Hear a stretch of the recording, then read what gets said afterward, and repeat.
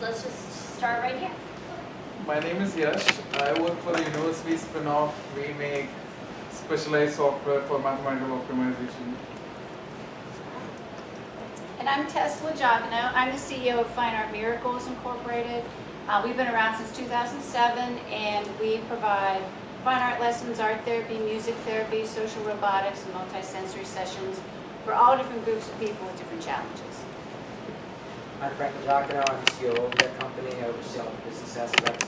In my other world, I am involved in international business, and I have expertise in helping companies sell the product. My name is Chris Rasmussen. My company's name is Gadget. I need therapy. So what I do is, my company initially is launching a line of spatulas that double as recycling devices. My name is Juan Lacey. I'm president of Mon Valley Aquaponics. It's a startup farm that hopefully this year we're going to be starting in McKeesport on a 30-acre plot on the RIDC Industrial Park on the Mon River. We're going to be growing all sorts of lettuces, strawberries, and tomatoes, and eventually getting into hemp, and then adding in a salmon farm to do about 1,000 tons of salmon a year. My name is Fitzgerald. I'm the founder of Pangea Exchange. The model of my business is really trying to systemically attack some of the issues and injustices in the fashion industry through providing a full suite of fair trade yet affordable options for women in the apparel industry. I'm Doug Rogers. I'm looking to either build or join a fintech startup. My name is Cody. I am the CEO of Churchill Consultations. We utilize machine learning to drive results in 9 different verticals. We utilize technology to drive results in 9 different verticals. Hello everyone, my name is Kashaira and I am the founder of The Power Collective, which is a branding and digital marketing agency, and I specialize in helping small to medium-sized businesses with their new product rollouts as well as their rebrand strategies. Hi everybody, my name is Dawn Sturgis and I am the creative executive officer of Louis Dawn Designs. It's an Afrocentric fashion design line for men and women. Hi everyone, my name is Stephen Weaver. I am just a recent college grad. I'm joining a company called Venture for America. I'm looking to meet as many different startup families as possible. Hi, I'm Chrissy. So I just graduated from SAMU Temper MBA this May, and I'm working on a startup with a few computer science students.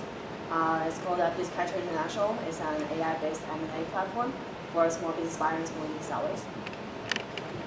Hi, I'm Lily Smith. I work for Bloomfield Robotics as a designer, and our CEO is somewhere.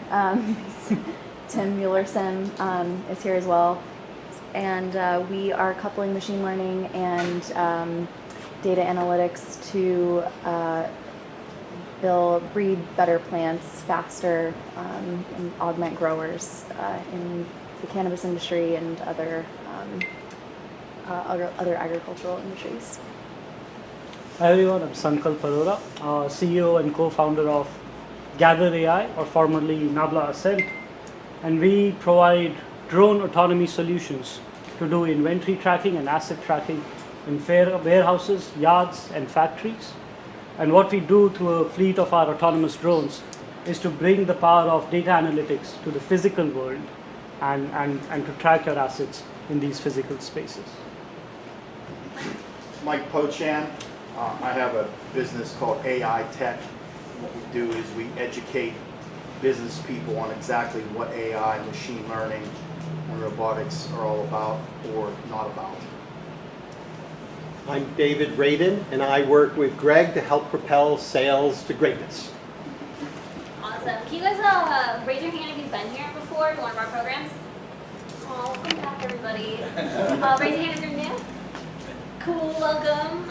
Really hope you enjoyed tonight's session. For anyone that doesn't know, and I think all of you do know, Sunder is a nonprofit that helps people start and build businesses. We do that through our co-working space. days, programs like this, and through our incubation program, which is full at this time, but we'll look to have some more openings at the end of the year. So I won't go into all that because I think all of you know it already. So I'm going to get out of the way here and let Greg take it over. Greg is actually a very frequent visitor of the Starter Builder series, and we're so excited to have him actually come and present today. So let's just give him a warm welcome. Thank you. Thanks, Jenny. And like she said, I'm a huge fan of small companies and entrepreneurs, people with the courage to start things that don't already exist. And if there's one objective that I really have for tonight, it's that I can help to maybe shed some light on questions that you have about what does it really mean when you talk about a sales strategy and a sales process. I'm not going to really touch too much on sales operations tonight, but those are three areas that, in my experience, are the key to literally any kind of business. In fact, any organization. Whether it's a small business, a medium-sized business, a large organization, without sales, it's hard to have a company. All right, unless you have some really deep pockets and some really friendly investors, at some point you got to start thinking about how are we going to generate the kind of revenue that's going to sustain this organization, help it to grow and to expand and to be whatever it is that you envision it to be. And one of the first things I really wanted to start out with tonight is that when it comes to hiring a salesperson or thinking about those salespeople, does anybody have hired salespeople yet? Nobody. Okay. Yeah. And here's what I wanted to say about that is that when I've coached startups and entrepreneurs about recruiting salespeople, I really try to impress upon them how important it is, especially very early on, that individual or individuals is recognized as the voice and the face of your business. They are you. You can't be everywhere all in one place. And so recruiting for somebody to have that kind of responsibility, you certainly can do some screening based on what their resume looks like, what kind of skills they have, the experience that they have. But I would encourage you to be thinking also about how to put them into a situation in which they get to demonstrate their personality and their skills and their capabilities. Whenever I've recruited for salespeople, I've always asked them if they pass muster on the phone and get invited in for an in-person interview. I don't talk to them, they talk to me. They have to come in and do a presentation to me. They have to give me their pitch. They have to sell me on the idea of bringing them into the organization. And so when you're ready to start recruiting salespeople, one of the things you might just want to do is give them that open-ended opportunity to demonstrate to you how much do they actually know about you and your organization. More importantly, can they glean enough from what they can find out about you to actually put it into a presentation that is compelling to you without you coaching them along the way. You can still ask all the other questions you want to ask, but I just thought I'd start off with, when it comes to your organization, and when it comes to salespeople, I know I'm biased, there's not going to be a more important hire that you'll make than the people who are going to be out trying to have conversations with suspects and prospects and customers. Most of what I'm going to share with you tonight is on a personal website. I am, as David had indicated, one of the consultants with M Masters Corp. But what I decided to do tonight was to share with you some assets and some resources I've created over the years that I make freely available anyway through my personal website. It's all Creative Commons stuff, so you're welcome to it. If it's helpful to you, great. People ask me, how come you share all this information without any kind of condition? And my response is usually something like, well, I can watch a YouTube video on how to do brain surgery, and it's not going to make me a brain surgeon. I'm happy to share this information with you, and I hope it's helpful to you. But at some point, you may come to a conclusion or a decision point where you say, I get what he's saying, but I'm not sure how to do it for my organization and for myself. And so maybe I should get in touch with Greg or David or somebody else in Masters and get some help with that. So, before I get to that though, there is the obligatory tiny little slide deck I want to take you through that explains at least some of my thinking around sales process and why I think it's important.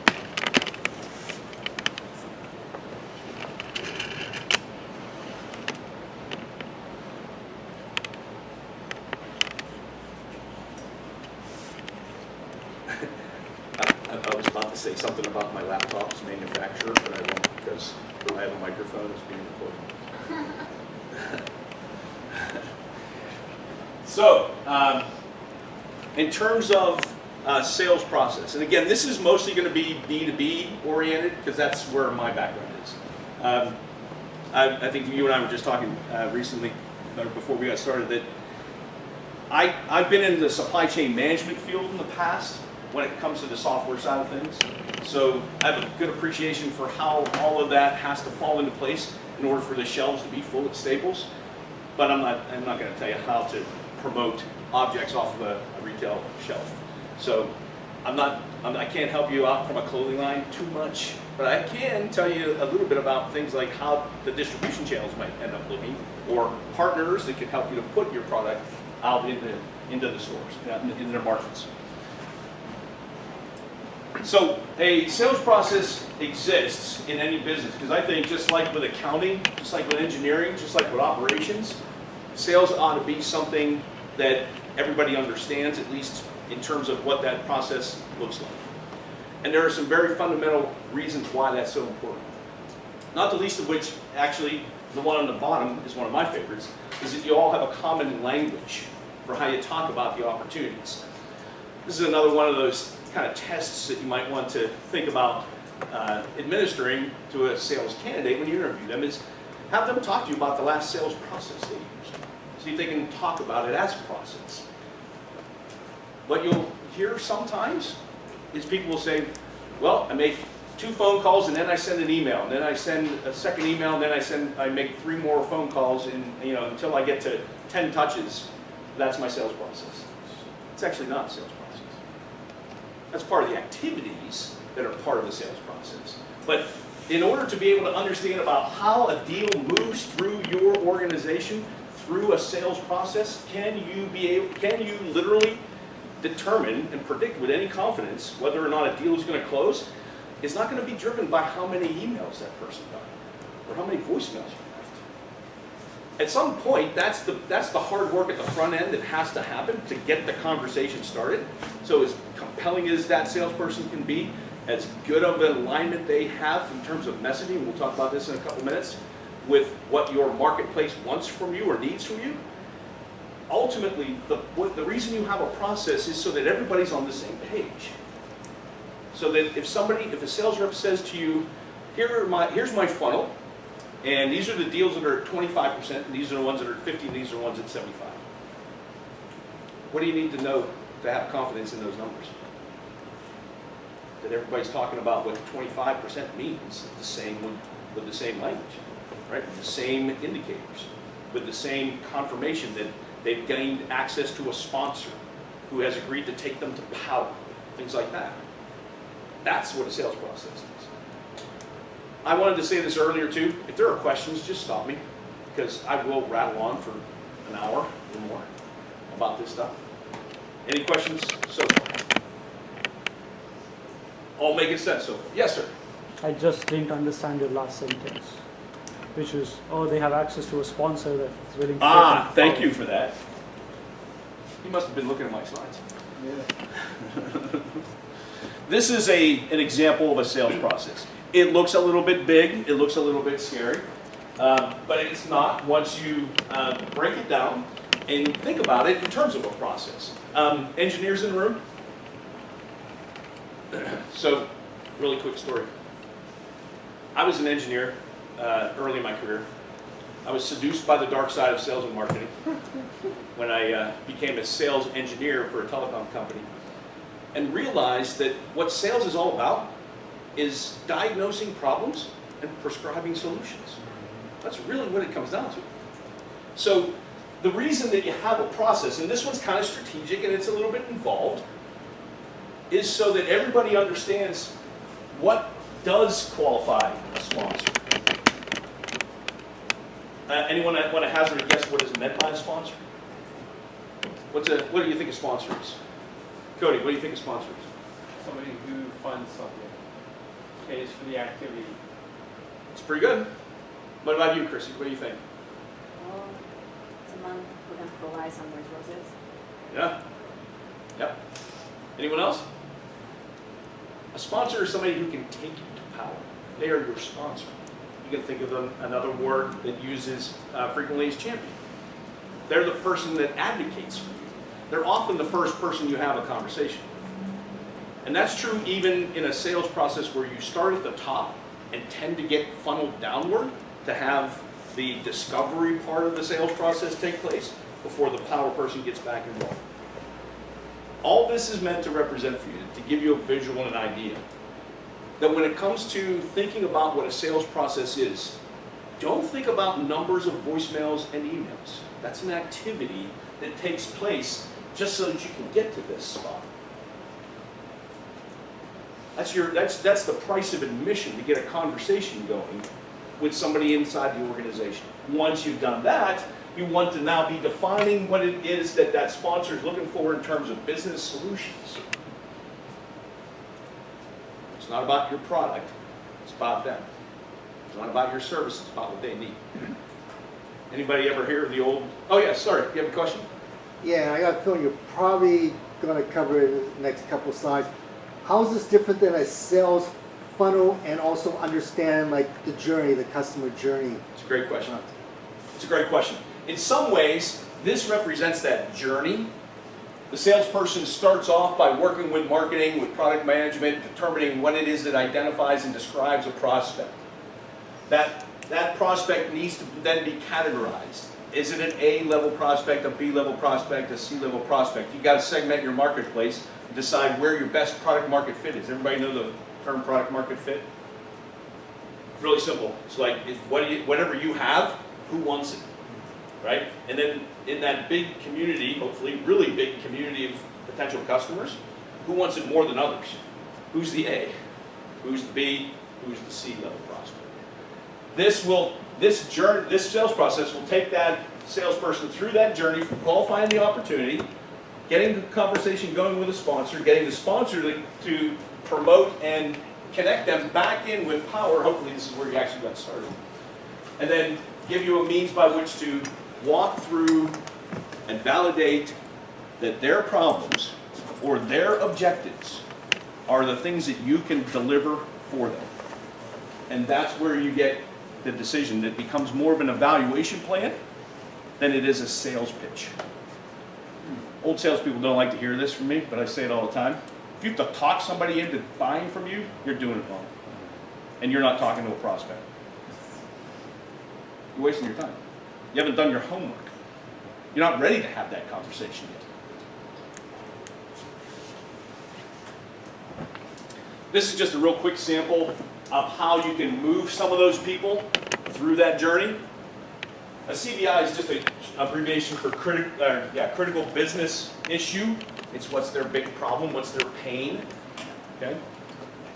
And in order to move a prospect from that to someone who is willing to admit that they have that problem, you want to be asking questions and having conversations around what your value proposition is like, who your references are, who have you done this for before, if there are any, and to ask situation questions. Chris, what do you think of situation questions? What would it be like if this happened, or what things keeping you up at night? What bad thing happens if you don't solve that problem we just agreed you have?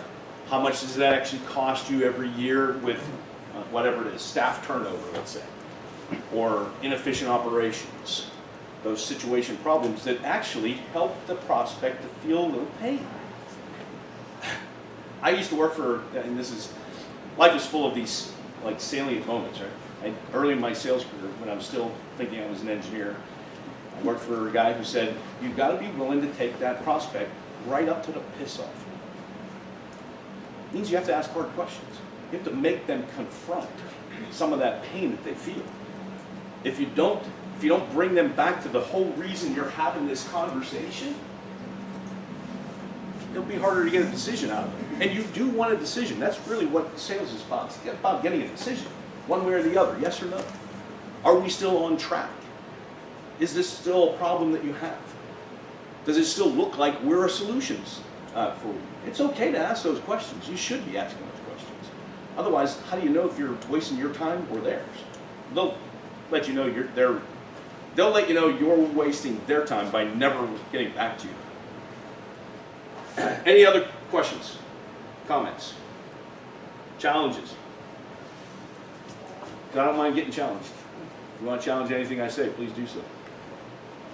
I put this up just to give you some example about, and this is admittedly the little engineer that still lives in the back of my head. I'm always a big fan, especially with more strategic sales that tend to go a little bit longer than a simple transactional sale. In my mind, you can break sales down into two possibilities. There are transactional sales and there are strategic sales. Yes, there's gradations of sales types in between, but ultimately, to me, a transactional sale is one that really you can kind of get done in a couple of conversations, and it's a fairly simple enough decision to be made. A strategic decision, which is where I see a lot of entrepreneurs and startups these days, there's nothing simple about trying to apply artificial intelligence and machine learning into a new healthcare delivery. Is that what you're in? No, sorry, I got you wrong. Sorry, you get to be my age and done this so many times, forget who you're talking to. What was your business again? I work for a university spin-off. We make optimization software. So the application would be whatever you define, as long as you can write it into a mathematical problem in terms of X's and Y's. Yep. We can solve it for you and tell you how to do it. Does any of that sound easy to anybody? Does that sound like a transactional sale? Not to me. Anyway, thank you. So the idea of having a plan is not only helpful to the salesperson who's going to put that plan together and work with their sales manager or director to make sure that everybody's on the same page. I share this with the prospect. I make sure that the conversation that I'm having with the prospect is documented into a plan that we've agreed to that says, here are the things that are going to happen. Here's when they're going to happen. And here's who's going to be responsible for it. To make sure that they know I'm paying attention and to keep us on track towards a decision. It's something that a lot of salespeople overlook. They think a simple thank you email is going to be enough, and yes, well, I'll call you again next week. You can do that, but there are a lot more effective ways to make sure that what you've gotten agreement from the prospect on is what that next step is actually going to be, and what the future steps look like towards that decision. If you're talking to somebody who can't describe this for you, at best you're talking to a sponsor. You're not talking to somebody who has power and authority to make a decision. You know why? Because those people don't mind doing this. It helps them. It helps them to make sure that their time isn't wasted going back and forth with a salesperson who hasn't really defined yet for sure what they're going to do and how it's going to happen. Do the work for them. It'll make it a lot simpler. Questions? Yeah. Does this process get more simplistic depending upon the industry? Oh yeah. So, great question actually. The things I'm concentrating on here tend to be longer term and more complicated sales. They tend not to be something that any one individual is probably going to make that decision on their own. And let's face it, in a lot of cases, businesses are being run more and more in terms of collaborative effort and decision making all the time. And so it's important to understand who you're talking to in the organization, what their real role is, not what they tell you it is, but what their real role is. And even in a simpler approach, it's not a bad idea to demonstrate to that prospect that you have been paying attention, you've asked the questions that need to get asked, you've documented what it is that's going to happen next. And whenever I've gotten pushback on this, the response is really simple. Look, I get it. Things can change between now and the next time we have that conversation. That's okay. We'll just adjust. But you and I should be in agreement at least on what we're going to do for the next 90 days as you evaluate our solution against your decision. Or you consider my proposal for how to get my fruits and vegetables and hemp products into your stores. Right? Yes, sir. I love this because I'm a systems analysis and process.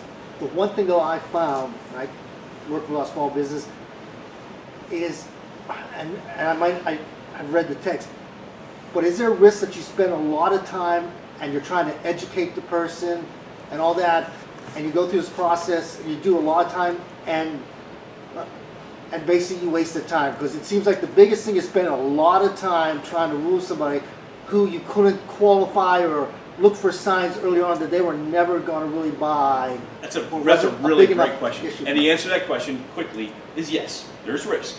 There's risk involved. You may spend your time documenting the sales project for someone who actually isn't a qualified prospect. There's no question that exists. Here's what I would say to that. Once you've gotten this kind of a mindset in place and this kind of a process going, a lot of this doesn't really change too much from one prospect to the next. You know, unless you're selling a really different sort of service or product in different places, you've got a core set of goods and services that you offer to a particular kind of a marketplace. Some of this ends up just getting the right names in the right places. And when somebody says to you, well, I don't know why we need to document this out, the answer is, it's just so that we both have a good understanding about how you're going to make this decision, who's going to be involved in, and what we should be pinning to the calendar for the next couple of weeks. So that I don't become a nuisance to you, and I don't fill up your inbox, and I don't fill up your voicemail box, and you know I'm going to call you on whatever day and time I set up.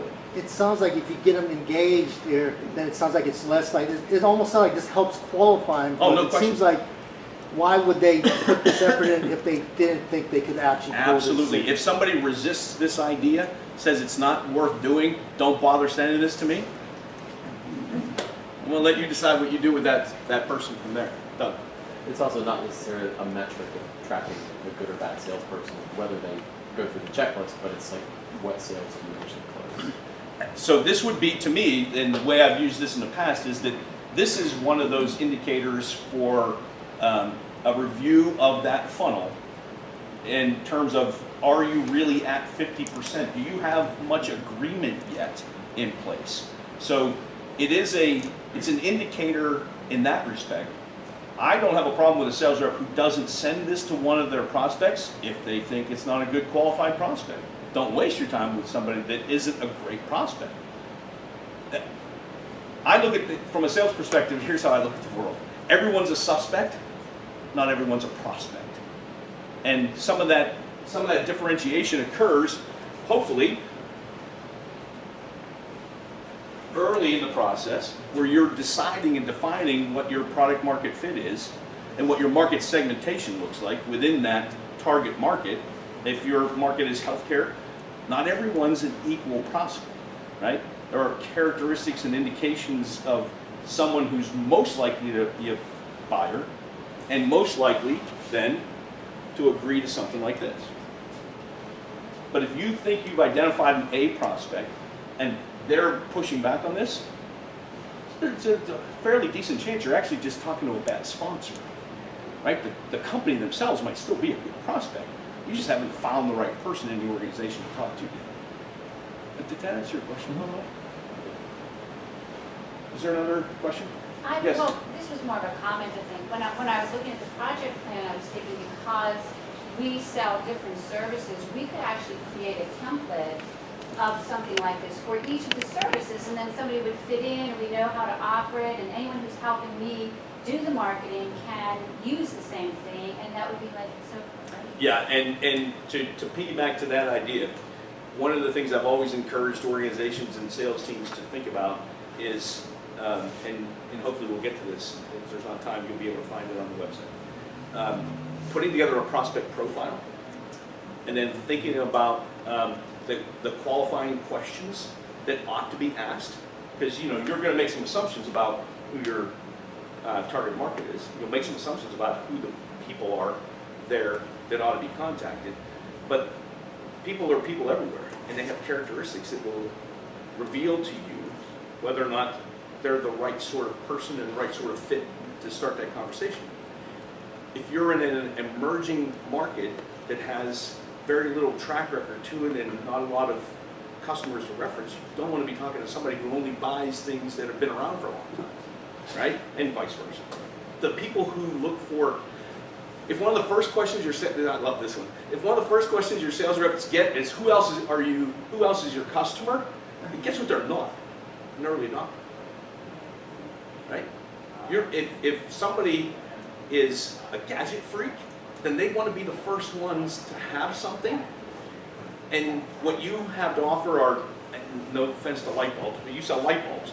Maybe they won't get very excited about light bulbs, right? You have to fit what you have to offer, not just in terms of who you think are your targets from a business standpoint, but also the type of person who's doing the buying. That's it. But that's a good point. That's a good point. You can template this stuff. And that's kind of what I was saying to you as well, is that you can put this, once you've done this a few times, it starts to look very similar from prospect to prospect, even within service lines, even if you have more than one service or product. Yes? So going to what you said about building out an ideal customer profile, right? What are some suggestions or recommendations for building out an ideal customer profile when you're pre-product market fit and you're still in the assumption stage? Thank you for getting me out of the PowerPoint slide and into something else. So this is the website. This is my website. You can see the URLs up there. On this website, I've got some free sales resources. They're just stuff that I put into a Google Drive that you can still get to. What you just asked me about, Fitzgerald, is I think best answered by the prospect profile. And this is a document that actually can help marketing in a lot of ways, but also is helpful for sales to have to think through as well. I'm not going to go through this whole thing because it's a little bit lengthy. You can download it later and take a look at it. But it also speaks to what I was saying earlier about who the target markets are, and not just in terms of who the audience is, but also who the prospect types are within those target audiences, and the kind of characteristics that would identify an innovator or an early adopter versus somebody who's an early majority or late majority buyer.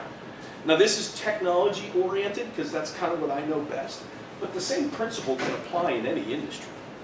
It's a matter of you deciding, where do I fit in terms of the market adoption? This is, has anybody ever read Jeffrey Moore's book, Crossing the Chasm? No, you have. Anybody else? It's a good book. I like it. I mean, to me, again, this is one of those kind of like life-changing sort of moments in my career. He describes how difficult it is for startup companies to survive.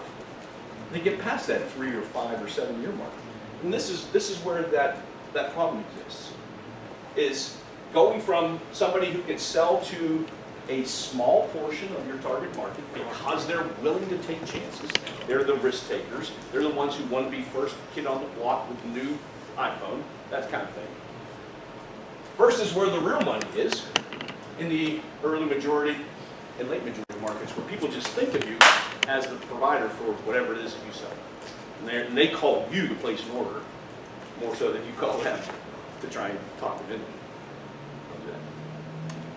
So the idea of trying to build up this profile is really centered around this idea of not only do I need to figure out what my product market fit is and who my buyer types are, but I got to start mapping what my benefits are to these characteristics so that when a salesperson has a conversation with a prospect, they can ask questions that help to identify where does this person actually land on this table, on this map. Are they an innovator? Innovators are the ones who will be the first ones that they're the ones who used to like stand in line at the Apple store to buy the next iPhone when it came out. Nobody does it anymore, thankfully. Those are the people that are a much smaller segment of the marketplace. But if that's who you're talking to, you need to make sure you're positioning the things they care about versus what somebody who's further along in the maturity of that buying persona, who would be actually scared by the fact that you don't have any customers, or you only have a couple, or you're just starting out, or this is unproven technology. Questions about that? Like I said, it's a multi-page document, as you can tell. You can go download it yourself. Happy to answer any questions from anything you see there.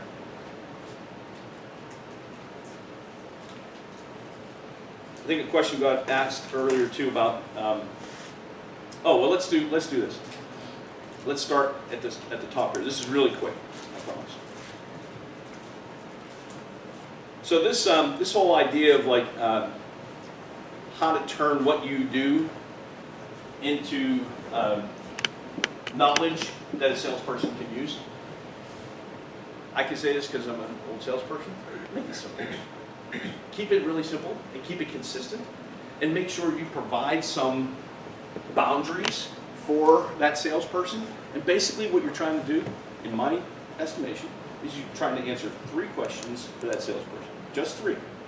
Who do I talk to? What do I say? And why should they care? That's it. Who do you talk to is who your target market is. Who are the A's and B's and C's? What are the characteristics that make somebody a good prospect? Surest way to, maybe not the surest way, one of the surest ways to frustrate a salesperson and to slow your business growth is to hand them a database and say, start making phone calls. Again, I'll submit to you, you're doing it wrong. If you don't provide that salesperson with some kind of guidance and direction and intelligence so that they can be successful, that's your job. That's not theirs. Now, you should listen to your salespeople also, because they'll be the feet on the ground, they'll be the eyes and ears in the marketplace. And as long as you've created an environment and a framework where a salesperson is getting good advice and getting good direction, getting good intelligence, and comes back to you and says, Chris, man, I've been working these accounts for 60 days. I can't get any traction. Can you help me understand what's going on here? And this is where then you start to go back to some of the assets we talked about, like project plans. How many people are willing to sit down and do those with you? 1? Well, maybe you're telling a good story, but you're telling it to the wrong audience. So, important. Who do I talk to? What do I say? I want to really make sure and draw some attention to this. I know a lot of small organizations don't have marketing departments and sales departments. You wear the same hat depending on what time of day it is, right? But here's the thing, when it comes to a salesperson, my feeling is this, and I've always been a bit of a hard nose about this sort of thing, is that marketing's job is to generate leads. If there's another job marketing has, I don't know what it is. Marketing's job is to generate leads. How do they do that? They're the ones who should be defining where the organization has the best opportunity to find customers. And then they should dispatch the troops, as it were. The military analogy is that marketing is command and control. They know where the battlefields are. They know who the competition is. They know where the best opportunity for success should be. They can't know for sure, but that's what they know. That's what they think they know. Your salespeople are the troops in the field. They're the ones that are going to be reporting back to you from the battlefield and saying, we're kicking ass, or we're getting our ass kicked. So the idea of messaging for the salesperson, my advice, don't leave it to the salespeople to make that up. And it's not because of any sort of petty organizational control. It's about brand. If you have 3 or 4 salespeople and they're all saying 3 or 4 different things to the marketplace, you're not really doing much to establish your brand, because the market's getting different messages from different people. That doesn't mean they have to all say exactly the same thing, but they should be on message. Every salesperson should be on message. And that's usually something that, well, as entrepreneurs and startups, you're going to control what that message is for now. Eventually, you'll have marketing people to help you with that. But the who do I talk to and the what do I say, that's a lot of that's coming from marketing. Anybody, questions? Nobody wants to challenge me on that? Usually somebody says, no way, that's for salespeople. All right, good, I guess.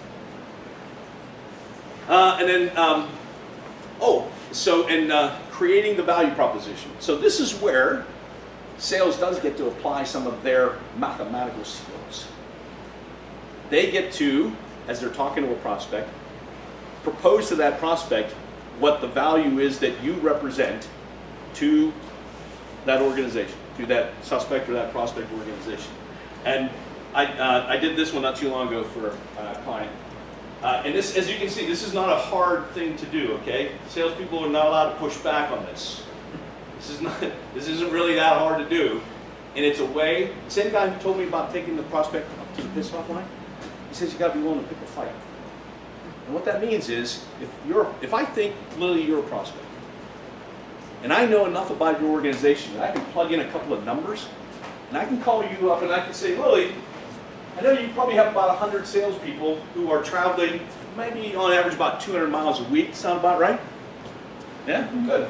So what that usually equates to, that is about $500,000 a year in reimbursable expenses to your salespeople. And I bet you're letting your salespeople just put in a number in the expense report, right? They tell you how many miles they drove, right? It's 14 miles to the Kogo down the street, right? So if you use my software and it has GPS integrated into it, I bet you I can save you at least 20% a year.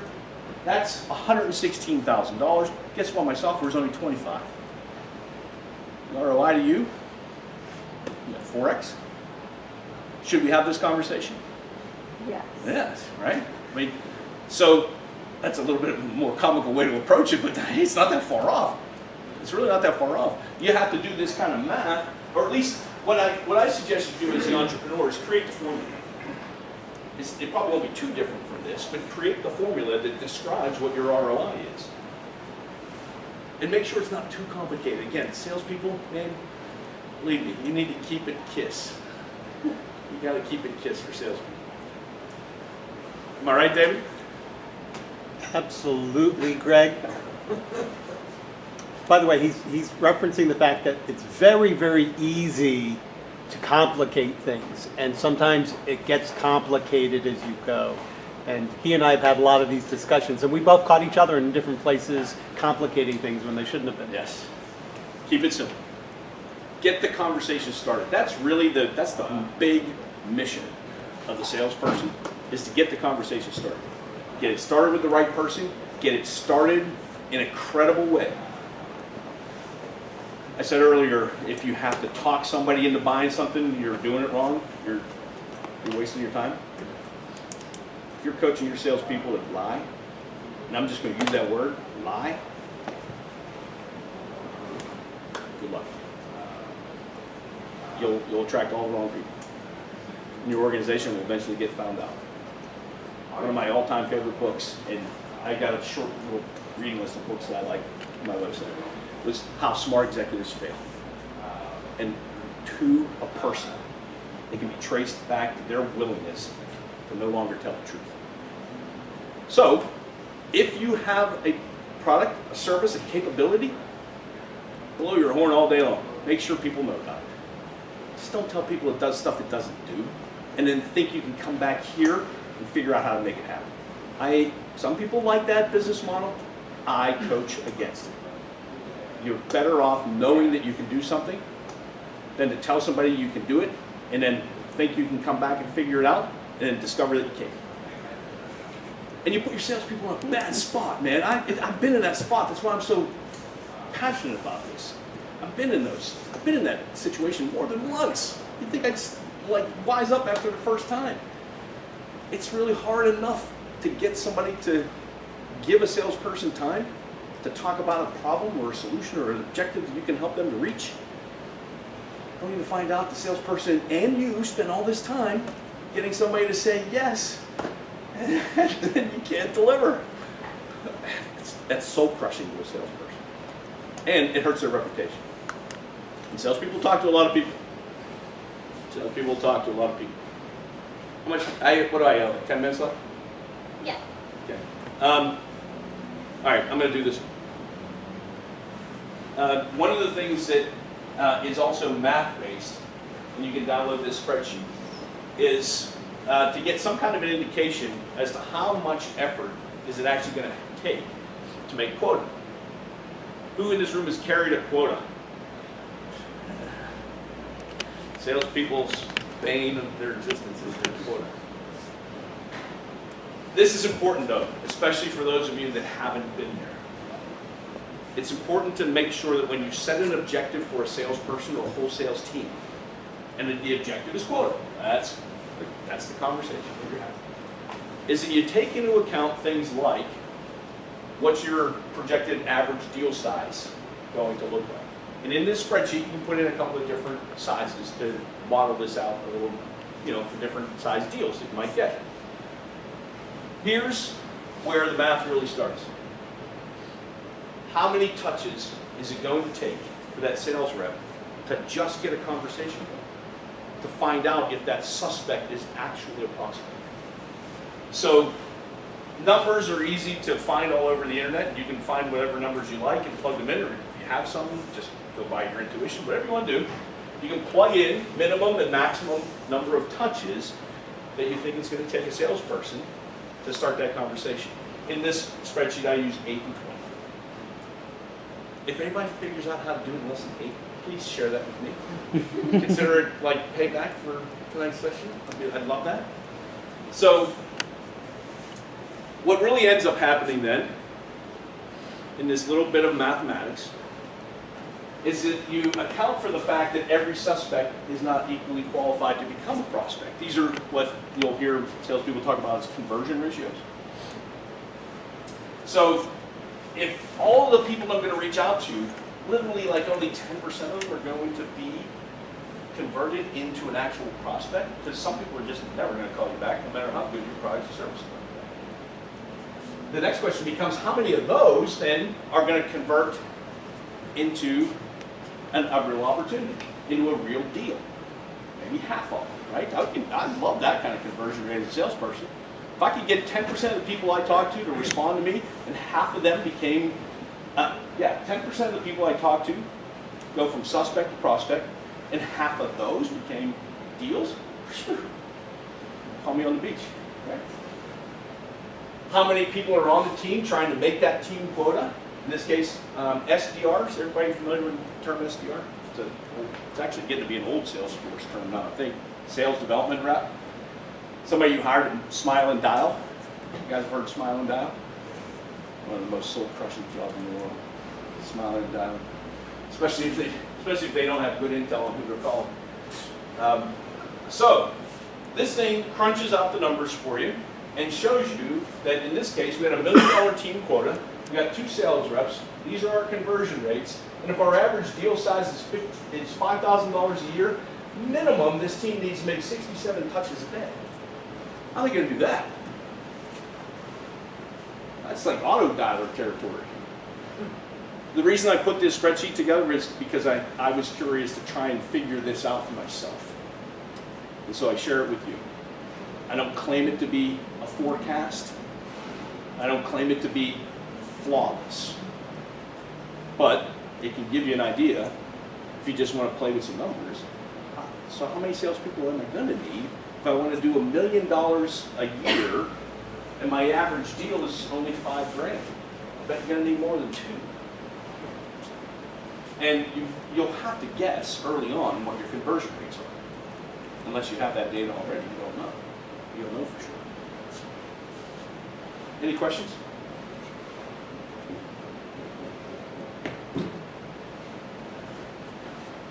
We got about 8 minutes left, so if anyone has any questions about anything that I've said so far, I'm happy to answer them. From a prospecting standpoint, I think I'll show you another. Do you want to see another spreadsheet or a document? Spreadsheet, document, spreadsheet, document. Oh, it's a tie. All right, we'll show you the spreadsheet. This is another one that I put together because I needed to know for myself. How was I doing in terms of my prospecting efforts? And what days were best days to prospect? Some salespeople will tell you there isn't a good day, right? But what this spreadsheet is designed to do is to allow for that salesperson, and this is not AI, man, there's nothing complicated about this, okay? If you plug in a date here, it'll populate the rest of the year for you, and if you're even just a little bit diligent as a salesperson, and you keep track of the number of calls you make in a day, how many conversations you actually have, how many, now in this case, I was looking at how many of these conversations were actually progressing in the sales process, so that I was having a needs analysis appointment with that prospect. And then this demos was part of that sales process that moved somebody further along towards a buying decision. I don't remember, I'm not sure this spreadsheet's protected or not. If you want to unprotect it, I'll unprotect it for you. You can change whatever you want on here. But it will allow then for calculation to occur, so that you start to know what your conversion rates are, going from one step to the next. And then, if you want to look at a picture, you can then see, so what days should I be prospecting? Mondays, Tuesdays, Wednesdays, Thursdays. What days do I have the best success in having a conversation? What days am I having the most demos? And again, this isn't anything more than just punching in some numbers by a salesperson who's doing a lot of prospecting. The more numbers that go in, like AI, right? The closer it's probably to reality. If you don't make 2 phone calls in a day, it's not going to tell you much. But that's another tool that's available to you on the website. Yes, sir. I guess some troubleshooting advice. It looks like if you got the process right, I guess what could go wrong in sense, is there still execution risk? Is there any tips of making sure we hire the right soldiers in effect? Because that's what I'm just trying to determine. If it's not working, does that mean you got the process or the project plan wrong? Or does that mean something's wrong in the execution? It could be yes to all of the above. And I don't mean that glibly. I mean, obviously, what any sales process should be is a reflection of you and your organization. That's the first thing I tell people is, there's no one size that fits all in terms of a sales process. There's not one kind of approach to selling that works for every circumstance or every kind of business. And honestly, to some degree, that sales process needs to be a reflection of who you are as an organization, who you are as a leader, what your culture is like in terms of how you think about the marketplace and your customers. And so that is something that changes over time also. So you start with an idea about how we're going to do this, and you create that framework so that you can have a common vocabulary and a language to talk about deals. Going back to, what does it mean to be 25%? I'm sorry, what was your first name? Richard. Richard, I'm your sales rep, and we're having our weekly meeting. And I say to you, Richard, I got this, man. This is like 75% done. What's your response? Should be, how do I know? How do I know it's 75%? How do you validate it? Yeah. Right? So the answer to that question should be answered by the sales process. I should be able to demonstrate to you as a salesperson, here is the criteria that we have for a deal to be 75%. And I checked all the boxes. Okay. That still means 25% of the time I'm probably going to lose this deal, and there's no guarantee that I'm going to be 75% of this part of the funnel every single time. But at least you and I have agreed that when I say it's 75%, this is what it means to be 75%. Now, if I'm the kind of person who lies to you, then you made a bad hire and I'm a terrible person. It could fail that way too. So you got to audit the process, and just to kind of sum what I'm getting at, is this in effect a foolproof process that if you really hit it, you got your profile, you got your process down, you got the 3 questions answered, you can hand it to any people person, right? And they can execute it, or that's a remaining flaw or something we got to look out for. Again, so the answer to that question to me is, you're giving yourself the best chance for success if you have a sales strategy and a sales process that everyone understands, that everybody agrees this is how we're going to do it. It doesn't mean it's infallible, doesn't mean you still won't fail. And it could be some of the assumptions that you put into that plan, especially early on in your business, you could be wrong about. But you won't have any way of knowing that if you don't start with something and then measure against it. And that process is also how you can become a more effective leader in terms of what you instruct your team to do when they're prospecting, qualifying, and attempting to, what I like to call, open new opportunities, not close business. You're opening new opportunities. Again, it won't be perfect, but you got if you have that process in place, you've got a means by which to make decisions about what it is you've decided to do and where you will make changes, because you will. You will. Almost certain. Yes? Quick yes, no answer. Is the That's a good one. no, really. No. Is the quality control built in somewhere on your website? No. How's that for an easy answer? Everything that's on my website is just stuff that I've pulled together over the course of time. And how you apply it.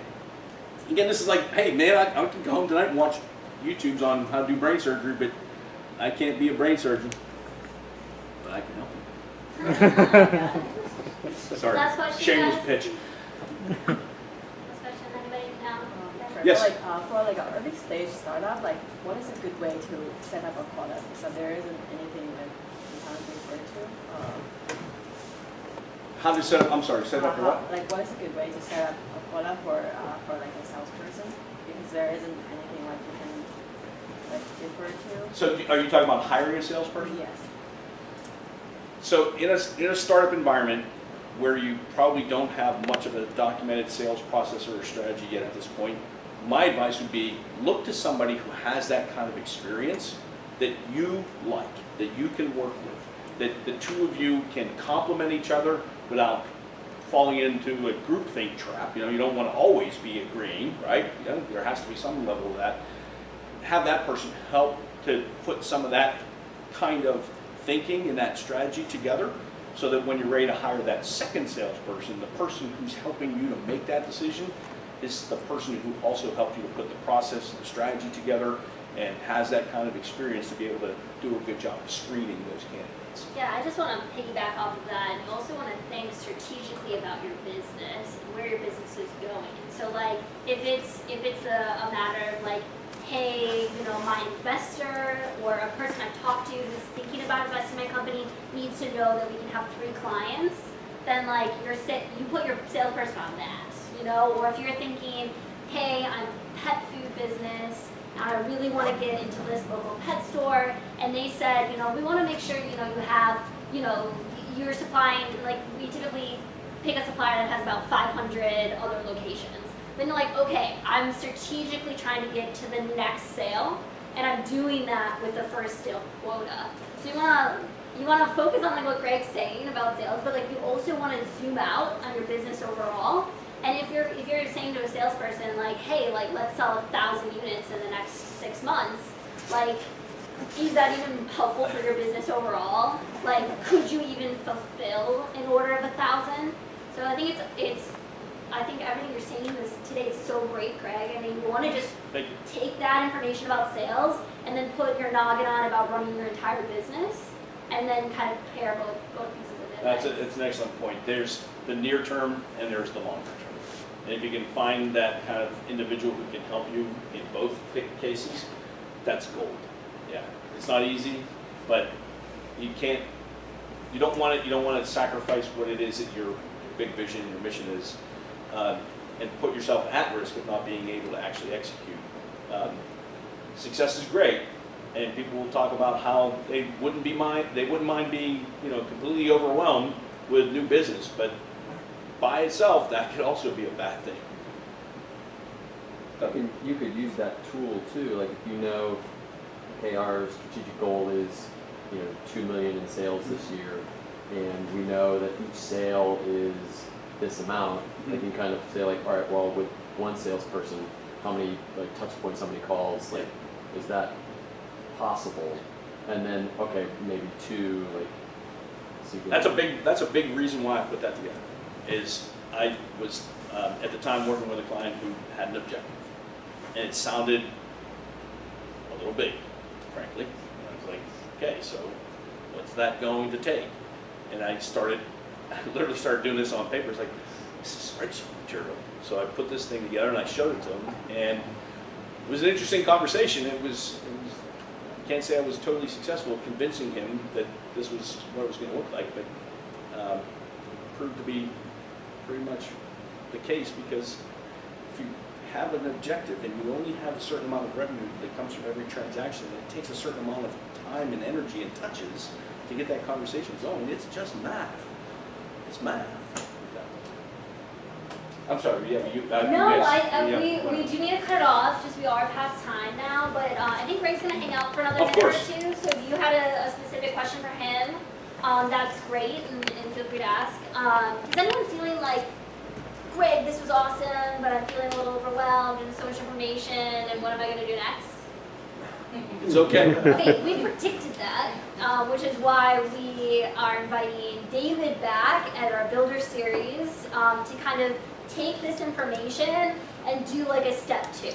So please come back at the end of the month for that series. Dave, would you like to say anything about the series? Well, just real quickly, that what we'll be doing is we'll be building on 1 or 2 of the big challenges that almost everybody sees and taking the big picture that Greg was talking about and building on a little bit. Plus, we're going to have a little bit of fun by having a little bit of an interactive exercise in that one. Awesome. So that is at the end of the month. It's on the 26th. Thursday? 27th.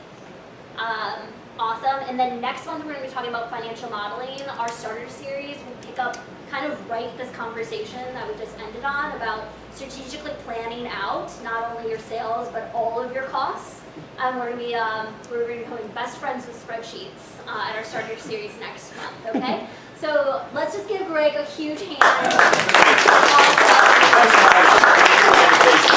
It really was my pleasure. I'll hang out as long as anybody wants to talk. Awesome. Happy Thanks to so do much it. for coming.